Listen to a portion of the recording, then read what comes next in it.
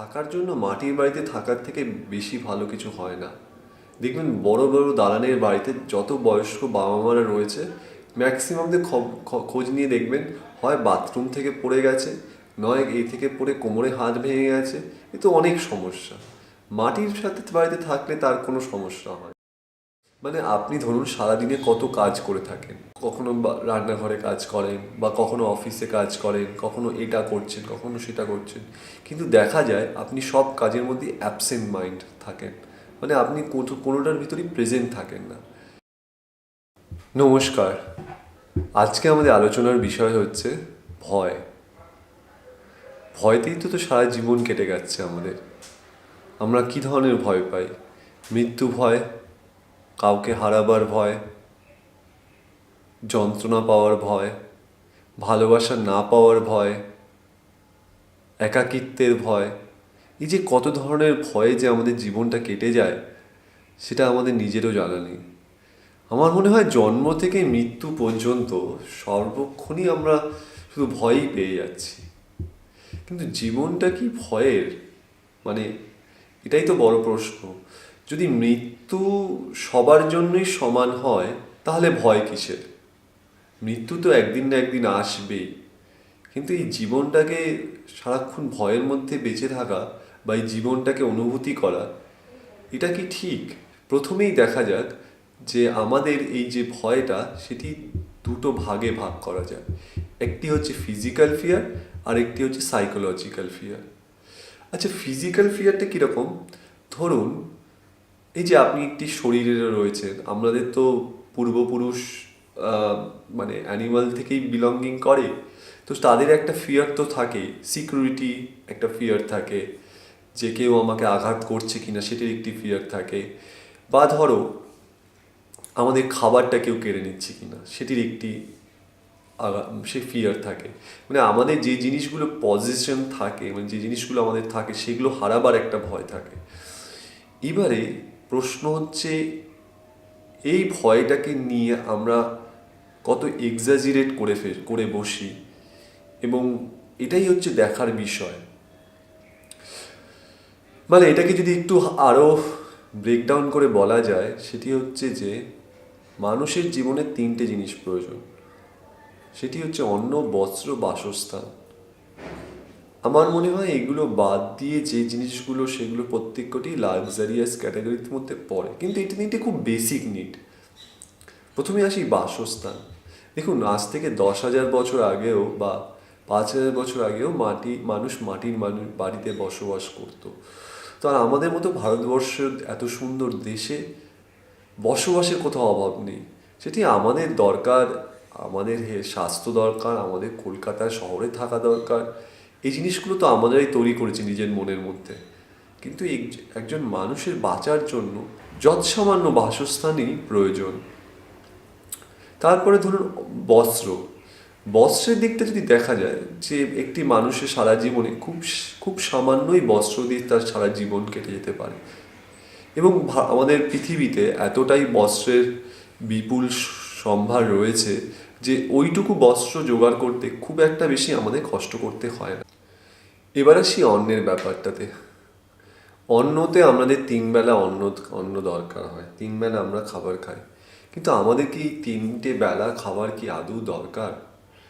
মানে আমি যখন সাধনা করতাম, তখন আমি দেখতাম যে একবেলা খাবার শরীরের পক্ষে যথেষ্ট, যদি না সে কোনো কায়িক পরিশ্রম করে থাকে। ঠিক সেরকমভাবেই যে জীবনে আমাদের একবেলা খাবারটাই অনেকটা যথেষ্ট।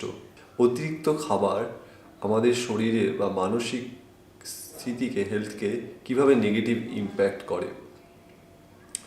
তো এই যে অন্ন, বস্ত্র, বাসস্থান, এই যে আমাদের ফিজিক্যাল নিডসের মধ্যে এগুলো তিনটে জিনিসের মেইন যে নিডস, আমার মনে হয় এগুলোকে কিছুটা সীমিত করলে আমাদের ওই ভয়টা কেটে যায়। মানে আপনি ভয় পাচ্ছেন যে কালকে আপনি খাবেন কিভাবে, খাবারের জন্য তো একটু খাবার দরকার, বেশি তো খাবার দরকার নয়। বেশি খেলেই শরীরে যত প্রবলেম হবে। থাকার জন্য মাটির বাড়িতে থাকার থেকে বেশি ভালো কিছু হয় না। দেখবেন বড় বড় দালানের বাড়িতে যত বয়স্ক বাবা মারা রয়েছে ম্যাক্সিমামদের খোঁজ নিয়ে দেখবেন হয় বাথরুম থেকে পড়ে গেছে, নয় এই থেকে পড়ে কোমরে হাত ভেঙে গেছে। এ তো অনেক সমস্যা। মাটির সাথে বাড়িতে থাকলে তার কোনো সমস্যা হয়। তো আমাদের জীবনের চাহিদাগুলোকে আমরা যদি কন্ট্রোল করতে পারি, নিয়ন্ত্রিত করতে পারি, তাহলে আমাদের জীবনে ফিজিক্যাল ফিয়ার পাওয়ারও কোনো কারণ নেই। আচ্ছা, দ্বিতীয়টি হচ্ছে সাইকোলজিক্যাল ফিয়ার। সাইকোলজিক্যাল ফিয়ারের মেইন যে বিষয়টি সেটি হচ্ছে যে দুশ্চিন্তা। আমরা সারাক্ষণই চিন্তা করে বেড়াচ্ছি, হয় আমাদের কালকে কি হবে, হয় আমার শরীর খারাপ করলে কি হবে, পরশু কি হবে, এটা হারালে আমাদের কি হবে। তো এই যে বিষয়গুলোকে নিয়ে আমরা চিন্তা করে বেড়াই, সেটিকে হচ্ছে আমাদের সাইকোলজিক্যাল ফিয়ারের আসল কারণ। এবার এই ব্যাপারটা একটুখানি বুঝে যাওয়া দরকার। তাহলে কি আমরা চিন্তা করব না? মানে না, সেটা সম্ভব নয়। চিন্তা ছাড়া আমাদের এই জীবন চলাটাই সম্ভব নয়। আপনি দৈনন্দিন জীবনে বা এই জীবনে যে কাজটি করে থাকেন সেটি আপনার চিন্তারই একটি বহিঃপ্রকাশ। মানে প্রথমে আপনার সেটি চিন্তা রূপে আসে, তারপর সেটাকে আপনি অ্যাকশন রূপে কনভার্ট করেন। কিন্তু ঘটনাটি হচ্ছে এটাই যে যদি আমাদের চিন্তা ছাড়াই জীবন কাটানো সম্ভব নয়, তাহলে চিন্তা কি করে দুশ্চিন্তাতে কনভার্ট হয়ে যাচ্ছে। তো এই চিন্তা থেকে কি মুক্তি পাওয়া সম্ভব? সম্ভব নয়। মানে চিন্তাকে আমাদের কন্ট্রোল করা উচিত। কিভাবে কন্ট্রোল করা উচিত? সেটি হচ্ছে অ্যাটেনশন দিয়ে। মানে মোস্ট প্রবাবলি এই পৃথিবীতে যেটি সমস্যা সেটি হচ্ছে যে অ্যাটেনশনের অভাব। মানে আপনি যদি কোনো একটি কাজ ফুলি অ্যাটেনশন দিয়ে করেন, তাহলে আপনি আর চিন্তা করতে পারেন না। মানে ধরুন আমি একটি বই পড়ছি, এই মুহূর্তে খুব মনোযোগ দিয়ে বই পড়ছি। সো সেই বই পড়াটির মধ্যে থেকে যখন আমি পড়ছি, তখন আমার মাথায় কিন্তু কোনো চিন্তা ঘোরে না। এই হচ্ছে দুশ্চিন্তা মুক্ত হবার সহজ উপায়। মানে আপনি ধরুন সারাদিনে কত কাজ করে থাকেন, কখনো রান্নাঘরে কাজ করেন, বা কখনো অফিসে কাজ করেন, কখনো এটা করছেন, কখনো সেটা করছেন, কিন্তু দেখা যায় আপনি সব কাজের মধ্যে অ্যাবসেন্ট মাইন্ড থাকেন। মানে আপনি কোনোটার ভিতরেই প্রেজেন্ট থাকেন না। মানে কোনো কাজের ভেতরই পেন, আপনি করছেন একটা জিনিস, ধরুন আপনি ঘর ঝাড়ু দিচ্ছেন ঘর ঝাড়ু, কিন্তু আপনার মনের ভিতর চলছে অন্য কিছু একটা ঘটনা। তো এই জিনিসটা আপনাকে অ্যাওয়্যার হতে হবে, এবং এটি থেকে বেরোনোর একটি মাত্র উপায়, সেটি হচ্ছে সেলফ অ্যাওয়ারনেস। দেখুন, সেলফ অ্যাওয়ারনেস এমনই একটি জিনিস যেটির থ্রু দিয়ে আপনি এই নিজের মনকে, যে এই যে আপনি অ্যাবসেন্ট মাইন্ড হয়ে যাচ্ছেন, সেটা থেকে বেরিয়ে এসে আবার আপনি কনসেন্ট্রেশন অ্যাটেন্টিভ মাইন্ডে ফিরে আসতে পারবেন। কিছুটা আধ্যাত্মিক নলেজ চলে আসলে আপনি তো এটা জানবেনই যে মৃত্যু তো সত্যই, যন্ত্রণা তো ভোগ করতেই হবে। এটি একটি জীবনের ধর্ম। এটি শুধু আপনি নয়, সবাই সহ্য করে এসছে, সবাই করে এসছে। তো সবাই যখন পেরেছেন, তখন আপনিও পারবেন। সেই বিষয় নিয়ে কোনো ভয় পাবার কোনো দরকার নেই। একাকিত্বর ভয়টি একটি গভীর ভয়, কারণ একা হয়ে যাবার যে ভয়টি, সেটি একটি আধ্যাত্মিক নলেজ যাদের আছে, তারা জীবনে বুঝতে পারে যে মানুষ মাত্রই একা, সে কোনোদিন কারোর হতেই পারে না।